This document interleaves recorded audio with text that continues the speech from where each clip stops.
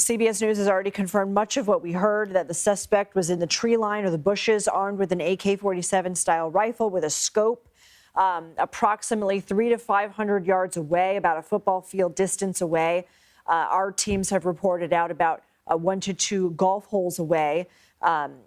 It sounds, I'm going to go ahead and bring in Anna Schecter here, who leads our crime and public safety unit at CBS News. And Anna, it sounds to me as though a witness spotted the person trying to run away after, presumably, the Secret Service engaged, because we do know that the Secret Service engaged in gunfire. We don't know if that suspect returned fire, but that a witness saw this person trying to flee in the car, snapped a picture of the vehicle license plate. They were able to alert law enforcement throughout the state, and that vehicle was spotted on I-95 going into Martin County and stopped, and that person was apprehended, believed to be the person who was pointing this weapon at the former president. That's right. And you heard the sheriff there pointing out this witness who was crucial in these moments immediately following this incident. It's still unclear if the person was able to fire off any shots. If he did so, that remains unclear. And you saw their officials said that that continues to be unclear. We heard from Palm Beach County State Attorney Dave Ehrenberg there at the podium that he is preparing a warrant. So the process is now in place. We understand from our colleagues in D.C., they are reporting that an interview is underway at this time. The sheriff said that the suspect made no statement at the time of apprehension, but it is stunning that the individual was able to get in his car, drive off, and head down I-95, only to be apprehended later. But thanks to a witness who saw him jump into the car and drive away, that was probably helpful in getting law enforcement to apprehend him as quickly as they did.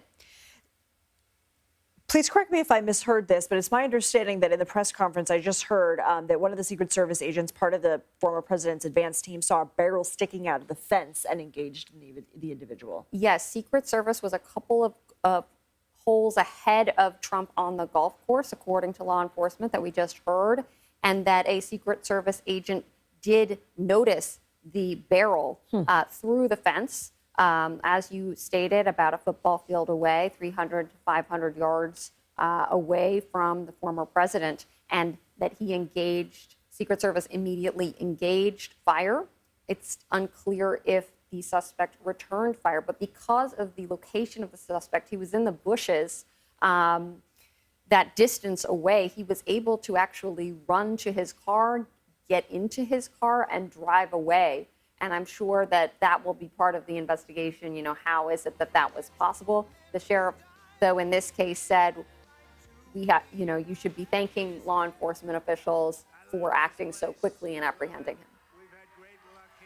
We know that officials found that AK-47 style rifle with a scope. What else was found in that area, in those bushes? 2 backpacks with ceramic tile and a GoPro. And you heard the sheriff say just a few minutes ago that the suspect was intending to film what he was doing on his GoPro. What does ceramic tile mean? So that, I don't want to speculate as to what that is for, but I'm sure that will be part of the investigation, what was going on in those 2 backpacks. So the AK-47 style rifle and a scope. It is alarmingly reminiscent of Butler, Pennsylvania, where you had the shooter using a scope, bringing an AK-47 in a backpack to the rally location. Again, this was an outdoor venue, which we know from law enforcement is harder to secure. And you heard the sheriff there say the next time former President Trump goes golfing, they might be thinking about expanding that periphery.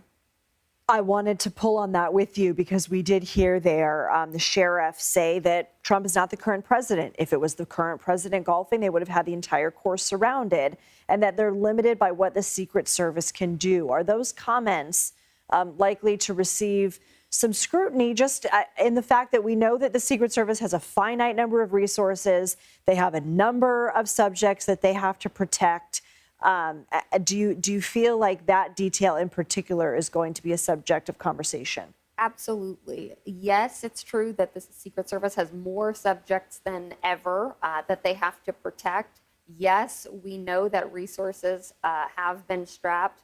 However, you would think that in the wake of the assassination attempt that was carried out just a couple of months ago, this security would have been beefed way up so that nobody could get, within 1,000 feet radius of the former president. But clearly, as the sheriff said, resources continue to be an issue, and I would wager that this will be looked at.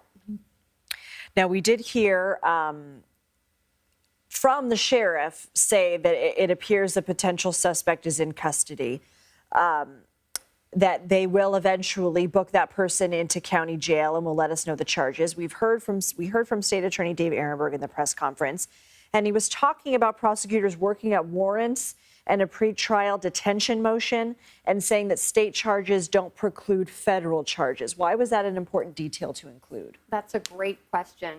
So federal charges and state, they're going to want to throw the book at the suspect. Sometimes in these cases, the state charges, they file those first because they want to just get something on the books and then they can update and add to those. But looking at potentially a hate crime, some kind of terrorism motive. I mean, these are all questions that we do not have answers to, but they're looking to motive, and that will help inform what the state attorney and prosecutors put down on paper when they do file charges. Okay, Anna Schecter, thank you so much.